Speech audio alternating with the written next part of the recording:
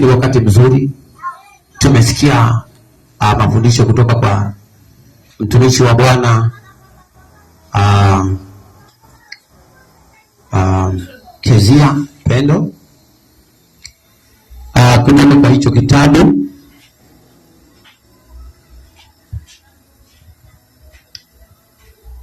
Samueli.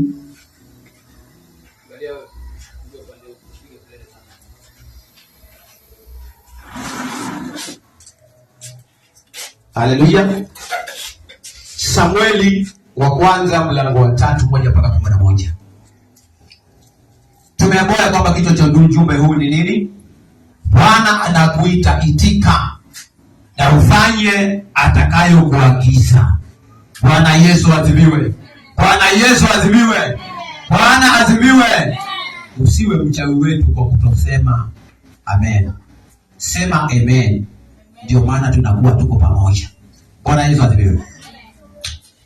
So huyu mtoto Samueli, hadithi iko pale kwa mtoto Samueli aliyekwenda akaachwa kanisani kwa sababu ni mamake alikuwa ameweka nadhiri ya kwamba Bwana, ukinipa mtoto wa kiume nitakupatia wewe. Haleluya. Bwana Yesu adhibiwe. Fanya hivi kama unaniona, fanya hivi kama unaniona. Bwana Yesu adhibiwe. Hebu leta akili yako kanisani. Bwana Yesu adhibiwe. Haleluya. Mama yake alikuwa hawezi kupata mtoto, akawa anachekwa na mke mwenza, lakini akaenda, ilikuwa ni mzimu ama ni wakati wa kwenda hekaluni, akaenda huko, akanenewa maneno. Sijui tusema ya kwamba aliombewa ama vipi, lakini alinenewa maneno. Maana kuhani wakati ule alikuwa anaitwa nani? Kuhani alikuwa anaitwa Eli. So mama akaingia pale, akawa anaomba kana kwamba analia, kana kwamba ni mtu ambaye alikuwa amekunywa. Mpaka yule kuhani akamwambia, kwani wewe nawe umelewa asubuhi? Umelewa? Mama akasema kwamba hapana, sijalewa, ni kwa sababu na uchungu moyoni. Bwana Yesu adhibiwe. Mama alikuwa amechekwa sana. Sijui wewe umechekwa na nini? Bwana Yesu adhibiwe. Bwana akuajalie kile kitu ulichomuomba akupe katika jina la Yesu Kristo. Usijekwe tena. Bwana Mungu akupatie kile unachohitaji katika jina la Yesu Kristo. Sema ninapokea kwa jina la Yesu. Bwana Yesu adhibiwe. Pokea kwa jina la Yesu. Bwana Yesu adhibiwe. Inafika mahali jamaa ama watu wanakucheka kwa sababu ya lile jambo ulilonalo. Hawajui tu ni mapito unapita pale, ni mtihani unapita tu. Bwana Yesu adhibiwe. So alipofika pale akaweka nadhiri mama ya kwamba ukinipa mtoto wa kiume, mimi mjakazi wako, mimi mtumwa wako, nitakutolea wewe, nitakupatia wewe. Na kweli aliponena maneno hayo, unajua ukitoa nadhiri, ukisema maneno tu ya kuhusu Mungu, wapata tayari. Bwana Yesu asifiwe. Unapata tayari. Lakini uwe makini, unapopata ufanye sawasawa na vile ambavyo umesema, bila hivyo utakipata wewe. Bwana Yesu asifiwe. Haleluya. Mama mchungaji siku moja alikuwa anatafuta kazi IPZ. Akatafuta akawa anaenda hapati. Siku moja tukawa na neno kama hilo la nadhiri. Yeye akasema kwamba Bwana, ukinipatia kazi, nikiandikwa kazi, mshahara wa kwanza wote nitakupa. Akapata tayari. Bwana Yesu adhibiwe. Alitoa. Bwana Yesu adhibiwe. Akaanza kushindana na roho. Roho inamwambia toa, moyo inamwambia una madeni mengi. Bwana Yesu adhibiwe. Mwezi wa kwanza faa, wa pili faa. Ulipokaribia watatu, Mungu akaja akaniambia ya kwamba mwambie huyo mama mchungaji huyo asipokamilisha vile alivyosema, mwezi huu nitamfuta kazi. Bwana Yesu adhibiwe. Nikabeba ujumbe nikampatia mama, nikamwambia nimeambiwa ya kwamba usipomalizana na ahadi ama nadhiri uliopewa na Bwana mwezi huu ni wa 3. Mungu ana namba zake za ukamilifu. Kuna 3, kuna 7, kuna 21, kuna 40. 40 ni nini Kiswahili? Mwaka 40 ni nini? 40 ni nini Kiswahili? Ni 50. Bwana Yesu asifiwe. Na uzuri wake nilipomwambia hivyo alitii akatoa. Usiweke nadhiri ukakosa kufanya, utapigwa, mambo yataharibika. Bwana Yesu asifiwe. Sio akaenda kamweka pale mtoto Samueli. Na ndiye ambaye alikuwa anakaa pale na yule kwani alikuwa anaitwa nani? Eli. Pale. Yaani katoto kalikuja kakaachwa hapo. Maana mama yake alikuwa amemwomba kutoka kwa Bwana. Na akaweka nadhiri ya kwamba nitakupatia wewe. Tafadhali sana. Bwana Yesu asifiwe. Ukiwa umeomba mtoto, umepewa mtoto na umesema kwamba nitakupatia wewe Bwana. Ukimzaa, ukimwachisha maziwa, yonaye sema na mmoja hapa kanisani atalala hapa ndani. Bwana Yesu ya Bwana huyo mtoto. Yonaye sema mchungaji, mtoto ndio huyu. Taanaye. Sijui kama utamwambia nini mume wako. Na wala hata hajaokoka. Kumala kule mako ndio. Bwana Yesu asifiwe. Tumeenda kumwacha kwa diwa huyo. Ngoja. Wewe sindetea shida. Haleluya. Bwana Yesu asifiwe. Unajua alisema hivyo kwa sababu ya kwamba bwanake pia alikuwa ni Mkristo pia na alikuwa anajua taratibu za neno la Mungu. Lakini useme hivyo na mume si mwokovu. Wewe hayo makonde yatakayoinuka hapo. Hayo makarate. Bwana Yesu asifiwe. So mtoto Samueli akasikia sauti inamuita. Lakini wakati ule yeye alikuwa hajajua sauti ya Mungu. Bwana Yesu asifiwe. Alikuwa hajajua sauti ya Mungu, lakini wewe unaijua wewe. Wewe unaijua sauti ya Mungu.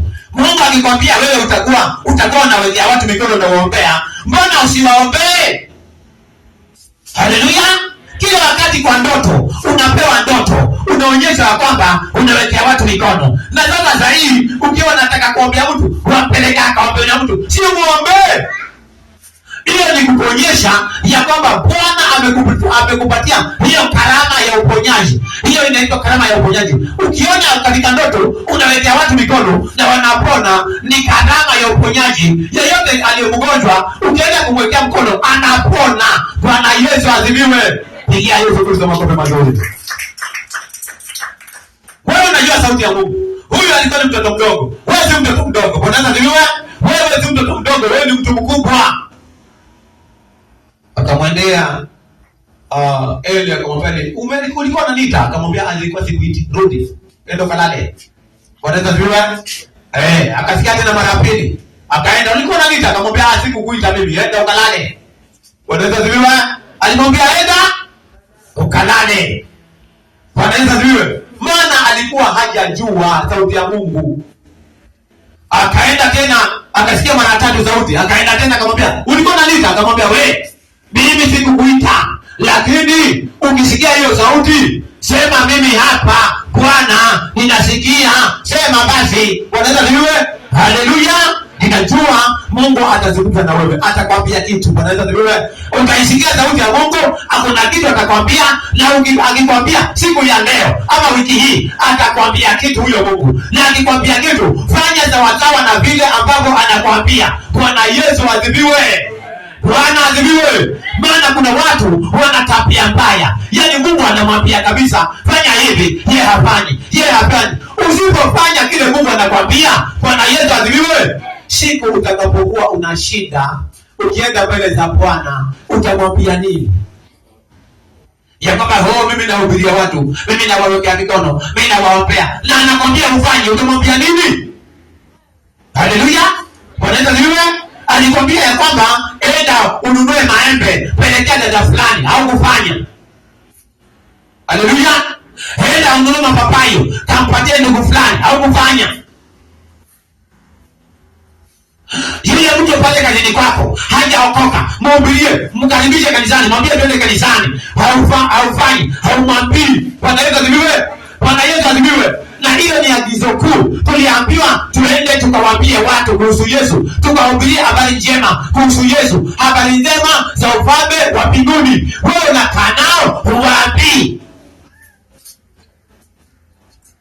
Wakisema siku hizi basi kuna shida, Ruto ametuletea shida, wewe na wewe uko humo. Ni kweli Ruto ametuletea shida. Kwenda Ruto amekuletea shida gani?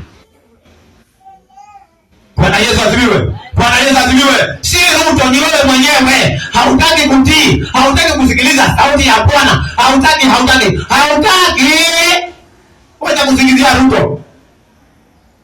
Kwa amechukua pesa zote anaziiba, hata kwako pia waibiwa. Haleluya. Yebona nitakusema anza.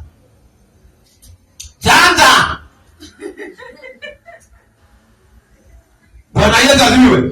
Bwana Yesu asifiwe. Unajua kuna watu hawataki kuambia ukweli. Kubali ukweli. Haleluya. Na kweli wakati alipoitwa mara ya 3 alifanya sawasawa na vile mtumishi wa Bwana alipokuwa amemwambia, na Mungu akaanza kuongea na yeye. Bwana Yesu asifiwe. Bwana asifiwe. Pigia Yesu Kristo makofi mazuri. Sema hata mimi nikiambiwa nitafanya. Hata mimi akiniambia nitafanya. Hata mimi akiniambia nitafanya. Ili nibarikiwe, ili nifunguliwe, ili niponywe. Bwana Yesu asifiwe. Sema amen. Hapo umesema alafu akikwambia usifanye. Bwana, unajua kusema ni rahisi. Haleluya. Na iwe rahisi pia kutekeleza, kufanya pia iwe rahisi kwako katika jina la Yesu. Bwana Yesu asifiwe. Utamwambia nini Mungu wewe wakati una matatizo? Basi utamweleza nini? Kwa sababu yule alikuwa anaitwa nani yule? Hezekia. Alikuwa anaitwa nani? Alikuwa anaitwa Hezekia. Haleluya. Wakati alipoendewa na nabii, akaambiwa kwamba wewe tengeneza mambo ya nyumba yako, maana utakufa, ugonjwa huu utakumaliza. Yeye alimwambia Mungu yale mazuri aliyokuwa anayafanya. Ule utumishi alikuwa anaufanya, alimwambia Mungu, mimi nilikuwa nakufanya hivi, nakufanya hivi. Mbona Bwana, wataka niache heshima, wataka niache omena na mapema, wataka niache mapapai na mapema. Mbona Bwana? Akamlilia Bwana. Bwana akasikia, kwa sababu aliangalia akaona kikweli huyu anafanya kazi yangu, ana lolote atakalomwambia anafanya. Wewe utamwambia nini Bwana? Ambia hata akikwambia hutaki kufanya. Bwana Yesu asifiwe. Angalia, hii maspika yote ameachiwa Pendo hapa, anabeba mwenyewe peke yake. Na wengine wako tu hawataki kuja kubeba. Bwana Yesu asifiwe. Pendo, chukua hizo baraka katika jina la Yesu. Ubarikiwe sana katika jina la Yesu. Bwana Yesu asifiwe. Imagine kama hayuko. Jose nilikuja, alikuwa ameenda mahali fulani. Ilibidi nije nibebe na watu wako. Bwana Yesu asifiwe. Haleluya. Angalia vile unakosa baraka. Usijali, unazikosa mwenyewe. Bwana Yesu asifiwe. Mbona umwachie? Mbona achiwe huyu peke yake? Kwani yeye ndiye anapenda baraka peke yake? Bwana Yesu asifiwe. Asubuhi kuna kitu ameniambia. Nilikuwa nimebeba na kuja hapa, nimebeba keyboard. Akaniambia, "Mchungaji, si mimi nimekuja mimi nabeba." Nikanyamaza. Nimejifanya tu nimenyamaza. Kwa sababu gani? Nilikuwa nataka kuja kumuuliza kitu. Bwana Yesu asifiwe. Haleluya. Wewe unafikiri hata mimi hizo baraka atakubeba sizipendi? Nazipenda hata mimi. Bwana Yesu asifiwe. Haleluya. Bwana Yesu asifiwe. Si ati watu wanabeba, mimi nimekaa tu ati ni bosi. Bosi gani? Tuko katika utumishi. Bwana Yesu asifiwe. Nitabeba, nifagie. Bwana Yesu asifiwe. Tena nije simame hapa nikuhubirie. Maana hata mimi nataka Bwana anibariki katika hizo sehemu zote. Bwana Yesu asifiwe. Wewe endelea kukaa tu, endelea kusakata tu, uchinyama rodo. Bwana Yesu asifiwe. Hizi kazi ambazo tunapewa na Bwana, hizi kazi za kuchukua hiki uweke hapa, utengeneze hapa kwa ajili ya Bwana, zina baraka nyingi.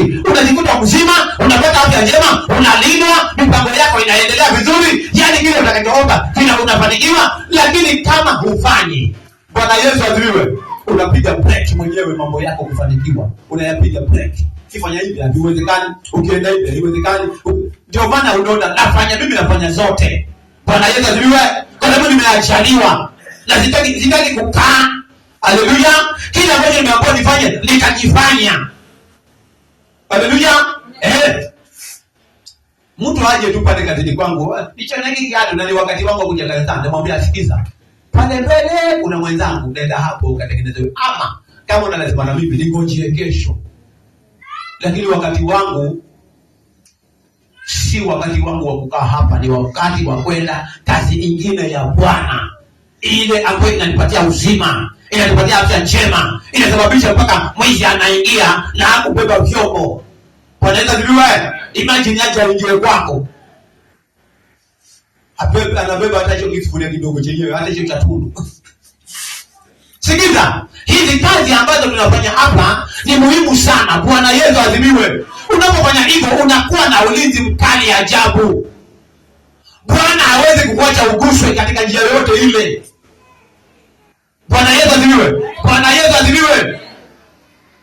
Mtoto Samueli aliitika na Bwana akaanza kumwambia mambo. Bwana Yesu asifiwe. Na lazima hayo mambo aliyafanya.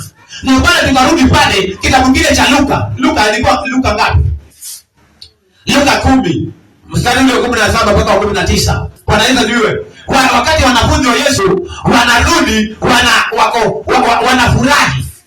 Bwana Yesu asifiwe. Kumaanisha wanafunzi wa Yesu aliwaita na akawafundisha, na alipowatuma wakaenda. Bwana Yesu asifiwe. Bwana Yesu asifiwe. Alipowatuma hawakusita. Ninajua kuna mambo mengi unaambiwa na Bwana uyafanye na hutaki, utajikoroga. Bwana Yesu asifiwe.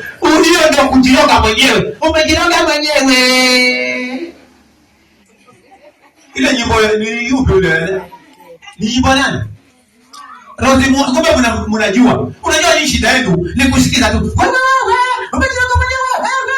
Alafu inaishia hivyo. Hawezi kutafakari ukajua kwamba ni kuna kujiroga mwenyewe ni namna gani.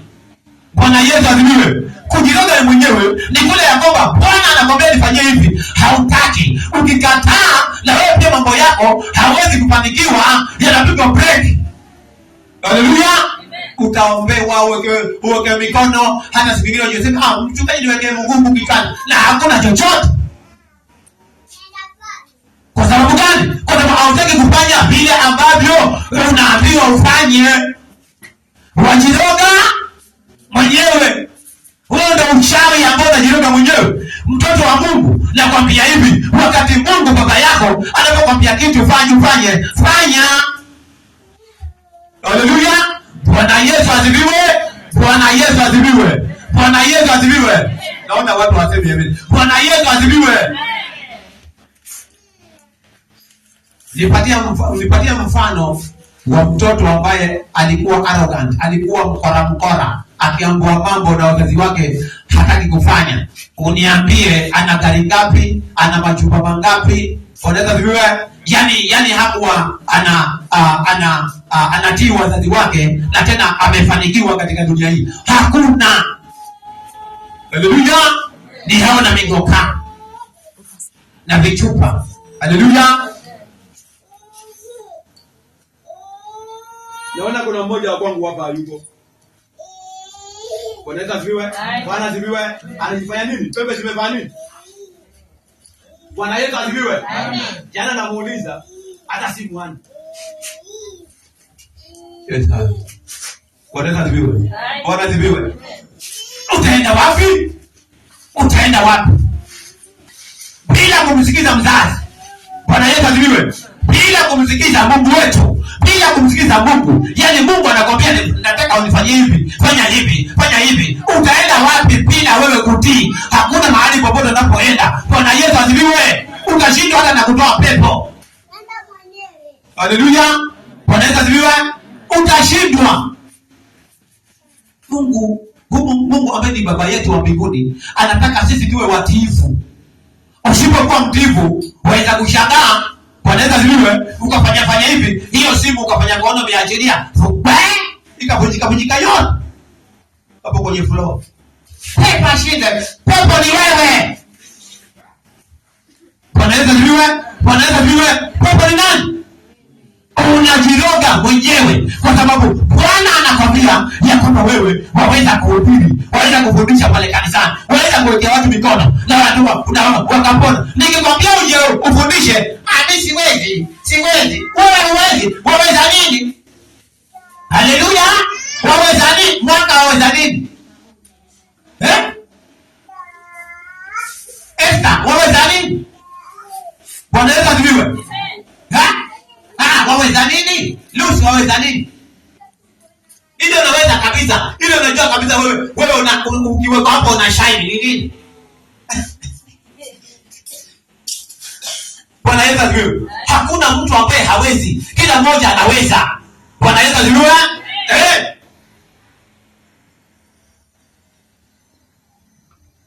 Kila mmoja anaweza.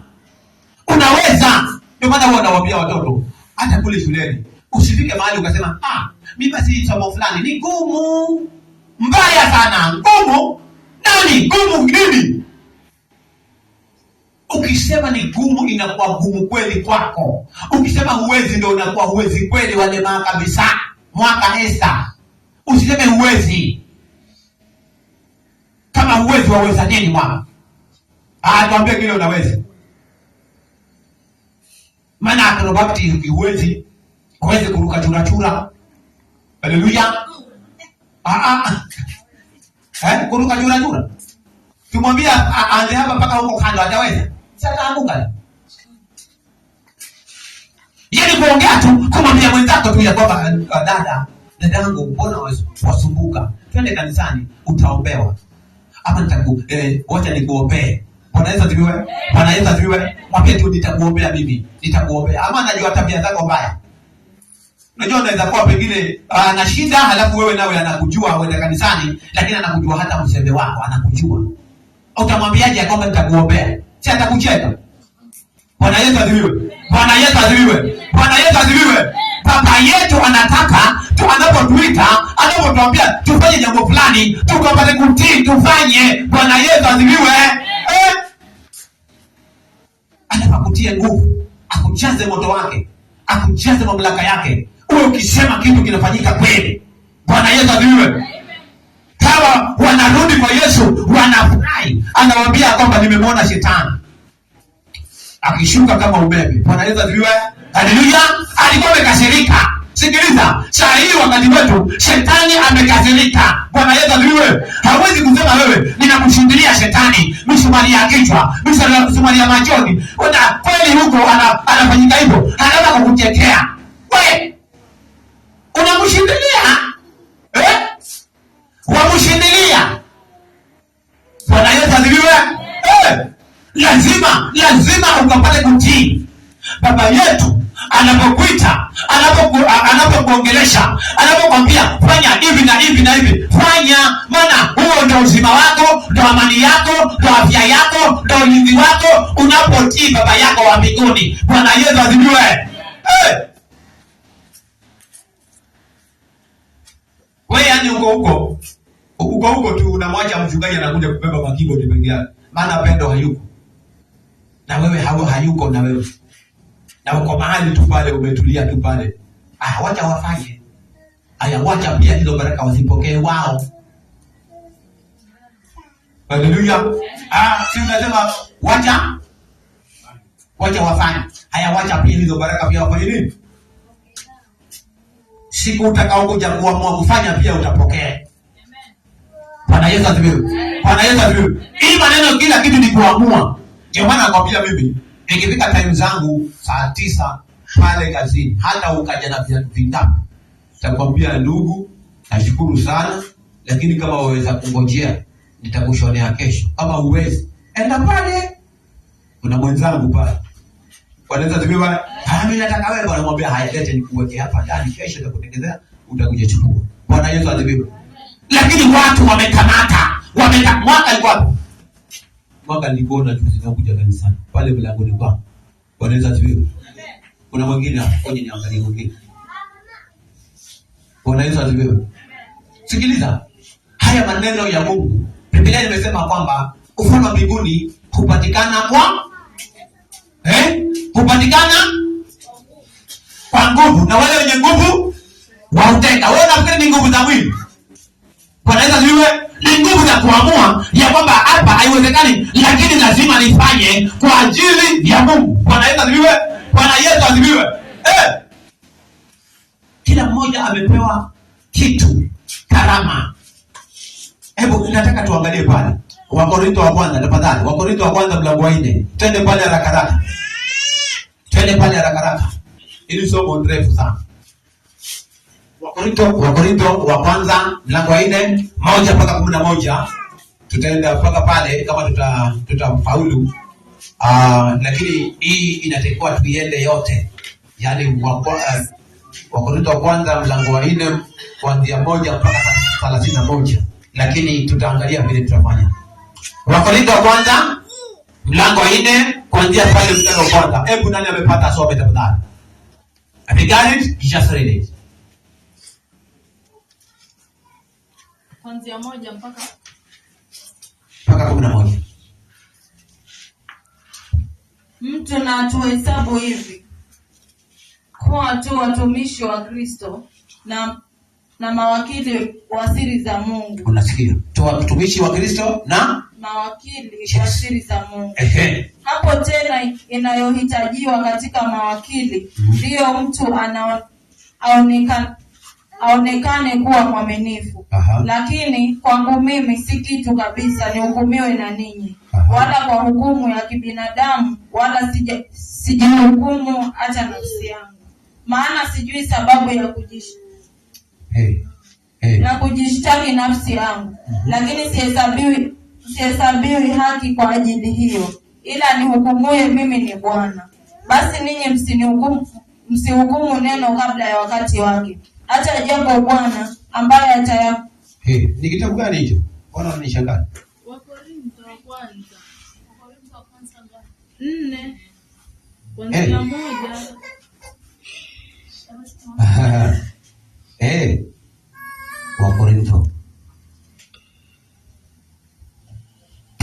Wakorintho.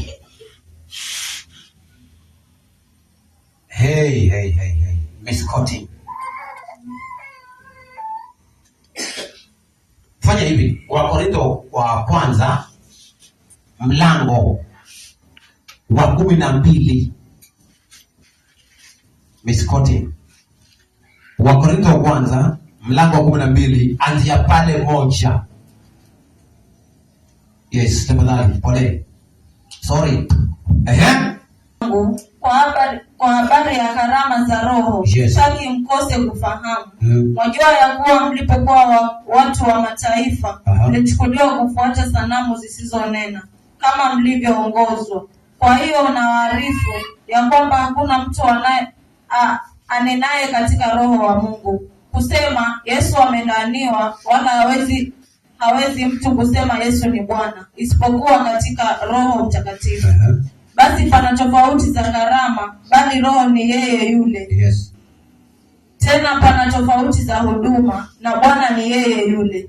Kisha pana tofauti za kutenda kazi, bali Mungu ni yeye yule, azitendaye kazi zote katika wote. Yes. Lakini kila mmoja hupewa ufunuo wa Roho kwa kufaidiana. Maana mtu mmoja kwa Roho apewe neno la hekima.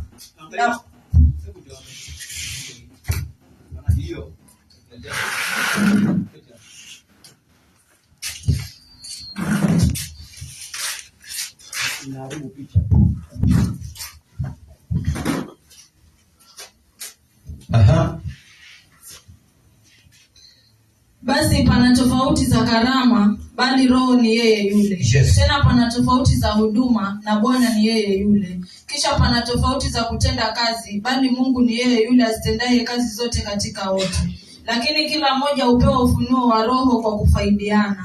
Maana mtu mmoja kwa Roho apewa neno la hekima, na mwingine neno la maarifa, apendavyo Roho yeye yule. Mwingine imani katika Roho yeye yule, na mwingine karama za kuponya katika Roho yule mmoja. Yes. Na mwingine matendo ya miujiza, na mwingine unabii, na mwingine kupambanua roho, mwingine aina za lugha, na mwingine tafsiri za lugha. Lakini kazi hizi zote huzitenda Roho huyo mmoja, yeye yule, akimgawia kila mtu peke yake kama apendavyo yeye. Amen. Bwana Yesu asifiwe. Amen. Kuna maneno hapa ambayo yanafaa kuzingatiwa na kutekelezwa. Bwana Yesu asifiwe. Amen. Wakati unapookoka, wakati Mungu anapokuita, kuna kitu ambacho huwa anaweka ndani yako. Bwana Yesu asifiwe. Amen. Tumesomewa hapa, kuna kitu kinaitwa tofauti za karama. Kuna tofauti za karama, kuna tofauti za utendaji kazi, kuna tofauti za huduma, lakini kila mmoja hupewa ufunuo wa Roho kwa kufaidiana. Bwana Yesu asifiwe. Kwa ufunuo wa Roho lazima hata wewe uwe nao, na kama huna, pokea kwa jina la Yesu Kristo. Bwana Yesu asifiwe. Ufunuo wa Roho ule wa kujua ya kwamba shetani amepanga jambo fulani kuhusiana na mume wangu, na mke wangu, na mtoto wangu, na kanisa la Bwana, na mtumishi wa Bwana amepanga vibaya juu ya jirani yangu. Yaani kuna Roho anakufunulia. Haleluya. Amen. Roho anakufunulia. Yaani shetani amepanga hivi na hivi, anakufunulia, anakutaarifu ya kwamba kweli shetani amepanga hivi na hivi. Na wakati anapokuambia, anapokufunulia, wewe una uwezo wa kuomba na kucancel na kufutilia mbali kile ambacho kimepangwa na mapepo. Bwana Yesu asifiwe. Una uwezo. Ndio maana Mungu ama Roho Mtakatifu anakuonyesha. Bwana Yesu asifiwe. Hata wewe kuanzia leo anga yako ya kuonyeshwa ifunguke katika jina la Yesu Kristo. Ufunguliwe, uanze kuona mambo. Chochote ambacho shetani atakuwa amepanga juu ya mtu yoyote ama juu yako, ukapate kujua. Bwana Yesu asifiwe. Ukajue katika jina la Yesu Kristo. Bwana Yesu asifiwe. Ufunuo wa Roho ni mzuri sana. Ndio maana anasema kwamba ufunuo wa Roho hupewa kila mmoja kwa kufaidiana. Maana ni wa faida. Haleluya. Nikionyesha ya kwamba wewe ulikuwa safari lakini umeenda kupata accident, na ninaomba, ninapinga hiyo, ninavunjilia mbali, ninafutilia mbali hiyo accident, na unaenda salama, unarudi salama. Hiyo ni faida kwako. Bwana Yesu asifiwe. Ni kwa kufaidiana. Wewe unaonyesha kunihusu mimi, na mimi pia naonyesha kukuhusu wewe. Bwana Yesu asifiwe. Useme ati huyo pasta peke yake ndiye anafaa kuonyeshwa. Hapana. Anafaa kuonyeshwa nini? Kila mmoja ni mtumishi wa Bwana. Haleluya. Amen. Kila mmoja ni mtumishi wa Bwana. Haleluya. Bwana Yesu asifiwe. Kila mmoja ni mtumishi wa Bwana. Hata wewe waweza kuonyeshwa mambo kunihusu mimi, kile shetani amepanga juu yangu, na mimi pia naweza kuonyeshwa mambo ambayo shetani ameyapanga juu yako, na naomba tayari na yafutilia mbali. Bwana Yesu asifiwe. Hata sina haja nije kuambia nimeonyeshwa basi wameswa na chat. Mimi nikiona ninaomba namalizana nayo tayari mara moja. Hata wewe utaona tu mambo yako yanaenda sawa. Bwana Yesu asifiwe. Hivyo ndivyo inavyotakikana kuwa. Lakini ukihisi kutoka ndani ya moyo wako unahimizwa ya kwamba kamwambie, ni vizuri ukamwambie. Haleluya. Bwana Yesu asifiwe. Kwani nimesahau kusema amen? Mwezi. Bwana asifiwe. Sema amen. Haleluya.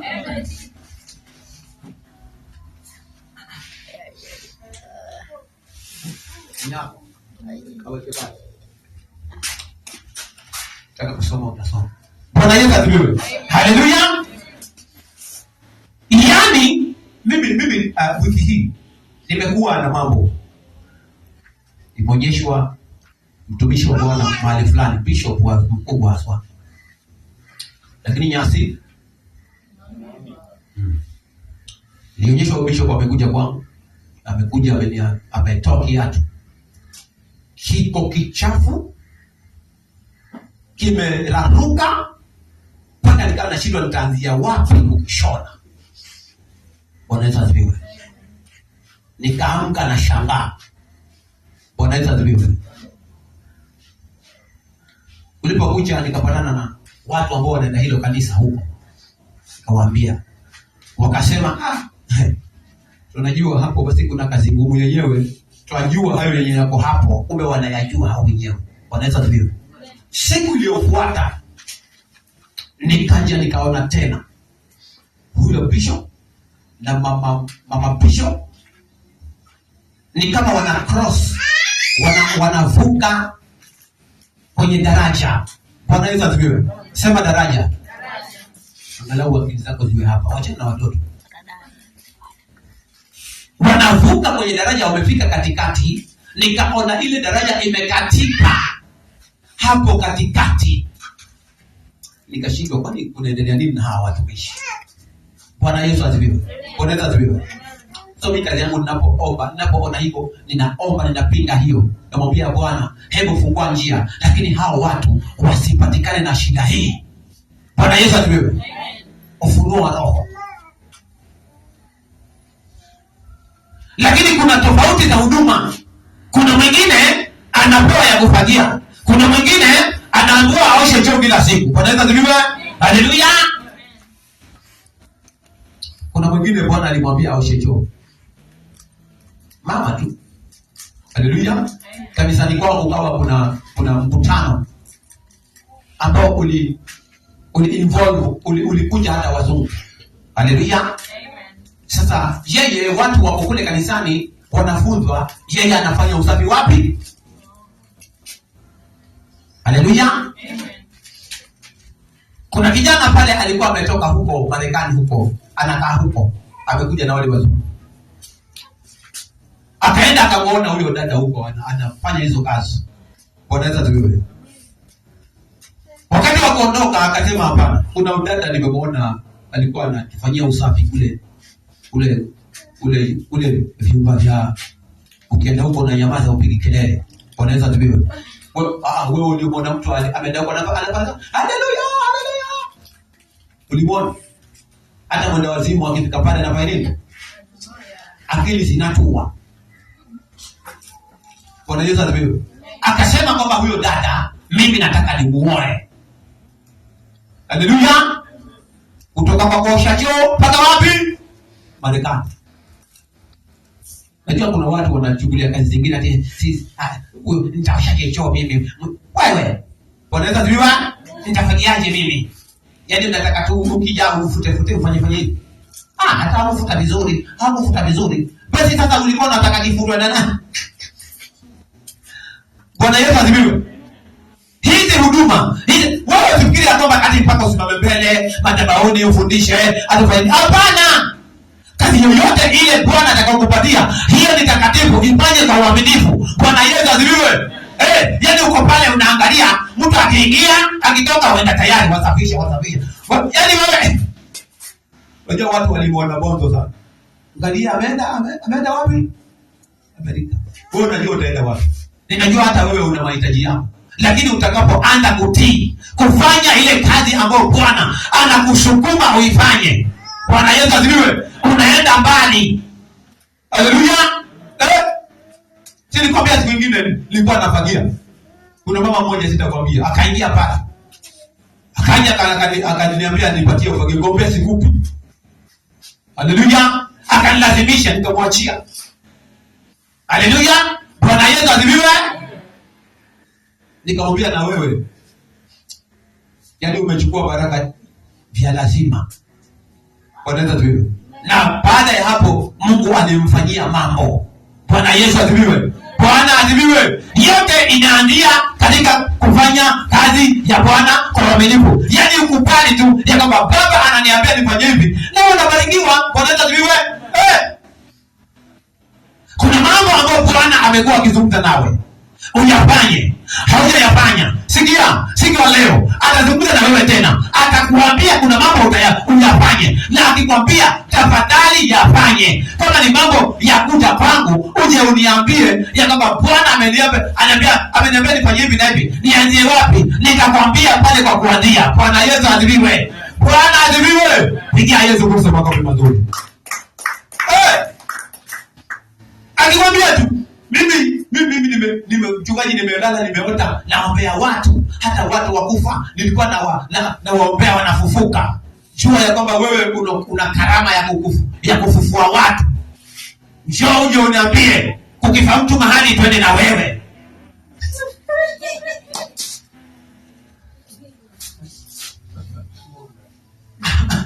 Mbona umeharibika niliposema? Bwana Yesu asifiwe.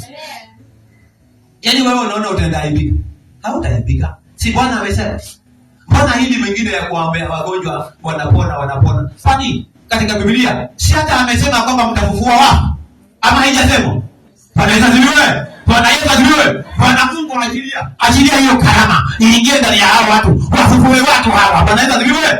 Wangealikwa mazishini, kusiwe mazishi, mtu huyo akapate kupona, akaondoka, afufuke. Bwana Yesu asifiwe. Pokea hiyo katika jina la Yesu Kristo. Wengine hawataki kuipokea. Lakini hukupokea wakati niliposema. Lakini baadaye ndio unapokea. Nasema pokea kalama ya kufufua watu wakiwa wamekufa. Pokea hiyo kwa jina la Yesu Kristo. Fanya hivi ninapokea. Fanya hivi ninapokea. Fanya hivi ninapokea. Pokea hiyo kwa jina la Yesu Kristo.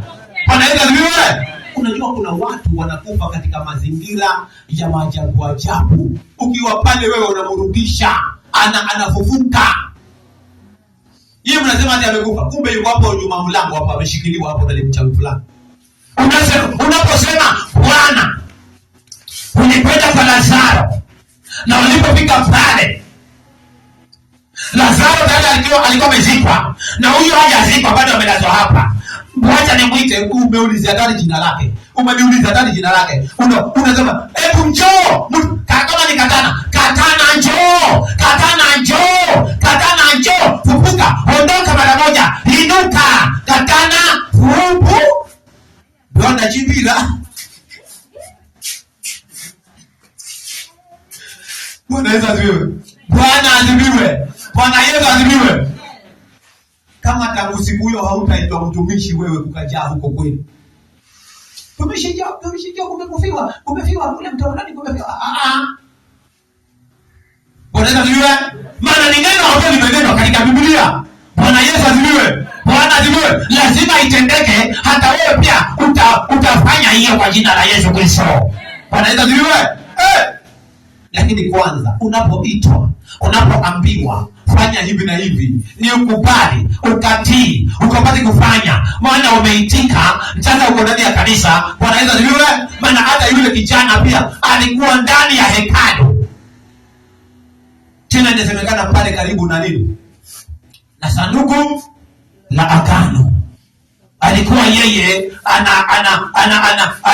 yeye alikuwa yuko karibu na ile madhabahu. Sanduku la agano alikuwa pale madhabahuni. Bwana Yesu asifiwe. Bwana asifiwe. Akaitika na Bwana akamwagiza. Bwana anaenda kumwagiza usiku wa leo, mchana wa leo, ninaamurisha unapokwenda kupata kisheho, kulala mchana, Bwana azungumze na wewe, akwambie kile cha kufanya. Kama ni usiku, Bwana akwambie kile cha kufanya katika jina la Yesu Kristo. Bwana asifiwe. Na ukiambiwa nipigie simu, uniambie nimeambia hivi na hivi, ama uje hapa uniambie Bwana ameniambia hivi na hivi na hivi, na mimi nitakwambia yale ya kufanya. Bwana Yesu asifiwe. Ukinyamaza shauri yako, umefunga baraka zako. Haleluya. Bwana Yesu asifiwe. Ukinyamaza, Bwana akikwambia nataka ufanye hivi na hivi na hivi, na ukinyamaza hautaniambia na utulie na hutafanya, kuisha wewe. Haleluya. Kwa sababu kupitia huko kutii, kupitia kufanya kazi ya Bwana, ndio mambo yanatokelezea. Mambo unabarikiwa, mambo yanakuja. Yale unayoomba Bwana anatekeleza katika hali hiyo ya kwamba amekwambia na unafanya. Haleluya. Usipofanya unayapiga break, wayakanyagia mwenyewe. Unakuwa wewe ndio mchawi. Wengi wetu tumekuwa wachawi wa maisha yetu. Umekuwa mchawi wa maisha yako. Bwana anakuambia fanya hivi, hutaki kufanya. Fanya hivi. Ni mangapi ambao Bwana amekwambia na hujayafanya? Ni mangapi? Mengi. Bwana Yesu asifiwe. Mambo mengi amekwambia. Ngoja, siku ile, si uliambiwa wewe uende ukauze mbuzi moja ulete hapa tulipe holi. Mbona hukufanya? Si uliambiwa wewe? Ulianguka ukauze kaploti pale. Si uko nako wewe? Mbona hujauza? Haleluya. Bwana alikwambia nini? Bwana alikwambia nini? Bwana Mungu alikwambia nini? Lucy, Bwana alikwambia nini? Mambo mengi amekwambia na umenyamazia. Haleluya. So unaponyamazia unasababisha ya kwamba zile baraka ambazo zingekujia unazifunga mwenyewe kwa sababu ya kunyamazia. Usinyamazie. Bwana Yesu asifiwe. Usifanye nini? Usinyamazie. Chochote ambacho nakwambia Bwana, kama ni kuombea watu, ni kuhubiria watu, nilikwambia ya kwamba kila wiki fanya bidii ulete mtu mmoja hapa. Haujaleta hapa. Bwana Yesu asifiwe. Fanya bidii, umhubirie, umwambie twende kanisani, umuombe, umfungue kwa jina la Yesu Kristo ili mje nyote kanisani. Haujafanya. Unataka Bwana afanye nini? Hizi kazi si za mchungaji tu. Hizi kazi ni za kila mmoja aliyeitwa kwa jina la Bwana. Kila mmoja aliyeitwa, kila mmoja aliyeokoka. Hizi kazi ni zetu sote. Bwana Yesu asifiwe. Tukapate mwingine anafanya hapa, mwingine anafanya hapa, mwingine anafanya pale, mwingine anafanya pale. Bwana Yesu asifiwe. Haleluya. Saa 12 hapa asubuhi ya Jumapili tulisema watu waje hapa tuje tuombe. Watu hawataki kuja. Bwana Yesu asifiwe. Huwa unafanya nini asubuhi? Unaweza kuniambia? Si wewe unakuta shiti wewe. Haleluya. Bwana Yesu asifiwe.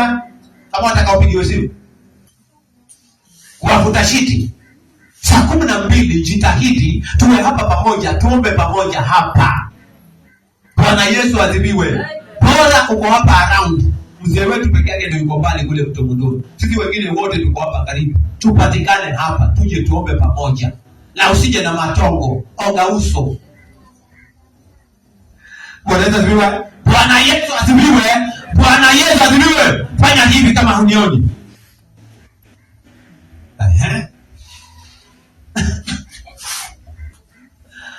Bwana Yesu asifiwe. Kumbe watu wako alert.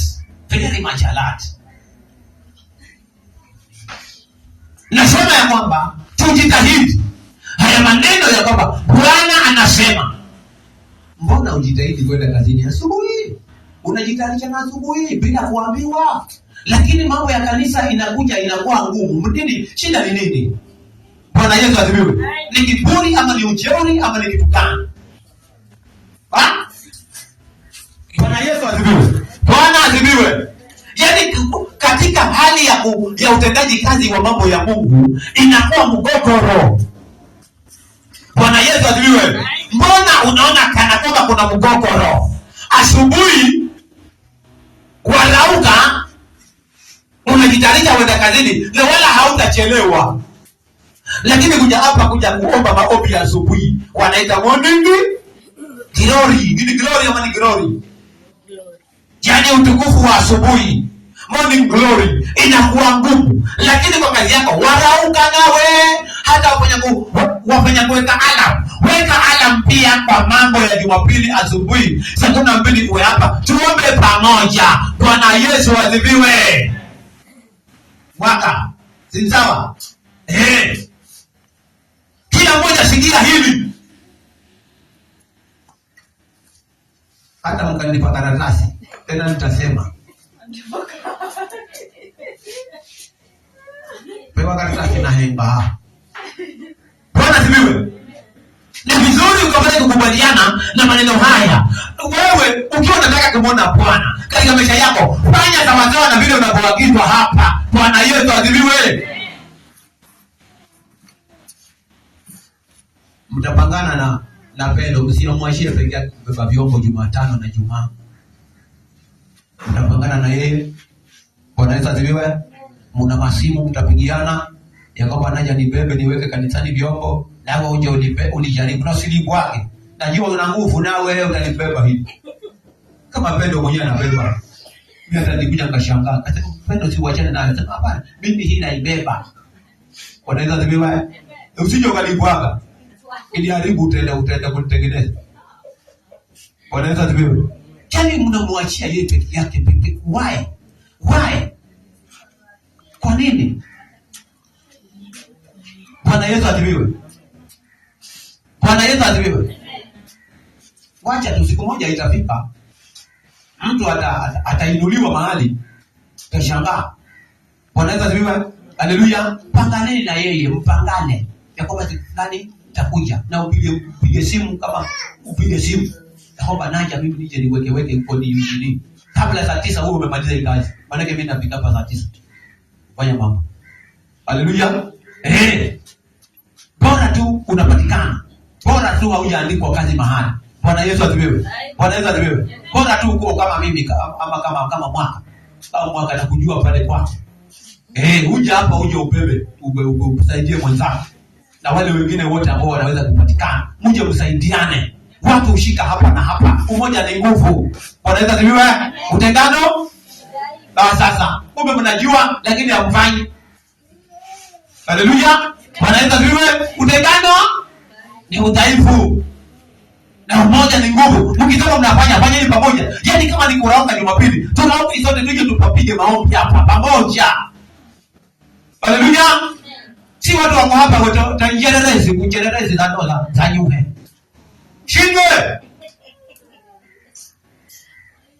Sio godoro basi walipiwa kama Newton.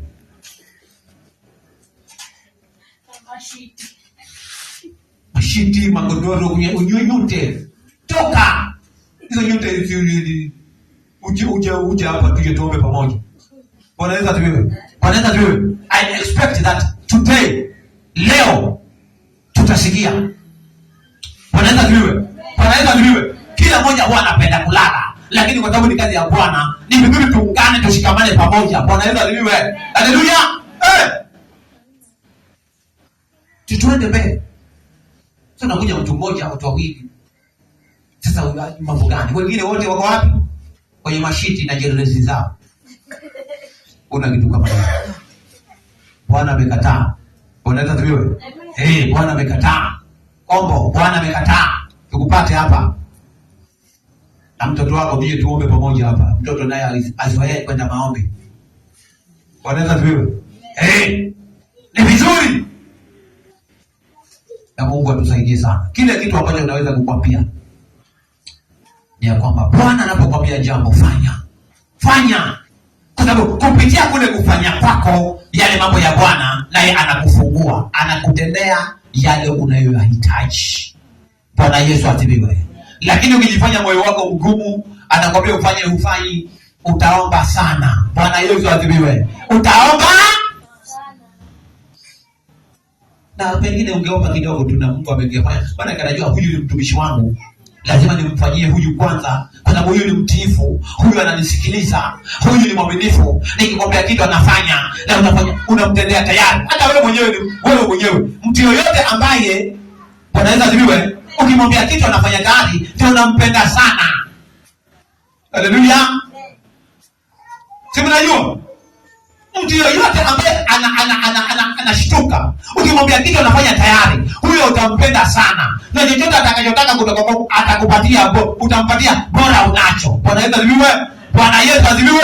Wewe unacho. Njoo tuje tuombe pamoja. Si mdomo nao. Haleluya. Bwana Yesu asifiwe. Miguu iko sawa. Wenzako walivunjika miguu juzi huko barabarani. Wewe iko sawa, Bwana amekulinda, iko sawa. Wewe uko kutembea tu kuja hapa, kuja kumshukuru Bwana na kuomba pamoja navyo hutaki. Bwana Yesu asifiwe. Bwana Yesu asifiwe. Wenzako wanachukuliwa wapi? Wanachukuliwa viungo vya nini huko? Wewe uko sawa, Bwana amekuwa mwaminifu, amekulinda. Hutaki kuja tuombe pamoja, chenda chukuliwa huko.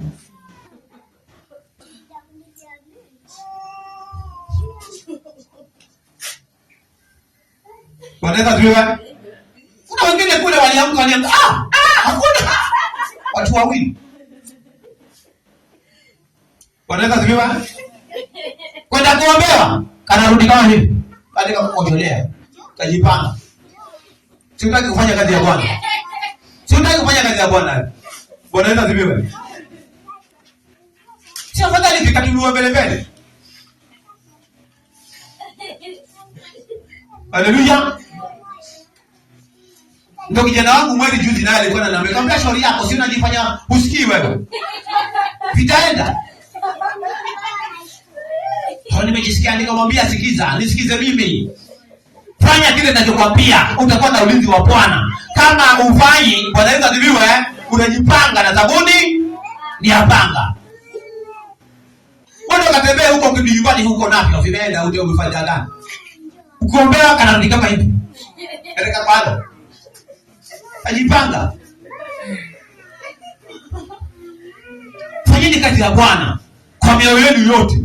Fanya kazi ya Mungu kwa moyo wako wote, kwa roho yako yote, kwa akili yako yote, kwa nguvu zako zote. Unaambiwa wewe unajivutavuta. Nitakwenda. Na faida yani sasa. Bwana Yesu asifiwe. Bwana Yesu asifiwe. Tukapate kuzingatia haya maneno ya Mungu ili tupate ule ulinzi wa kimungu fully. Bwana Yesu asifiwe. Na uzuri wake hata wiki hii tulikuwa tunaomba tuwe na roho ya utambuzi. Ukimwona ndo yule roho tayari anakwambia haya ni huyo, basi ndio huyo ambao anachukua vitu vya watu huyo. Haya. Lakini kwa wewe hawezi. Unapoketi na mtu hapo anajifanya rafiki yako, kumbe anakuroga, roho anakwambia huyu ni mchawi, huyu anakuroga huyu. Roho ya utambuzi. Bwana Yesu asifiwe. Bwana Yesu asifiwe. Pigia Yesu Kristo makofi mazuri. Na Mungu akubariki sana. Basi tumefikia pale.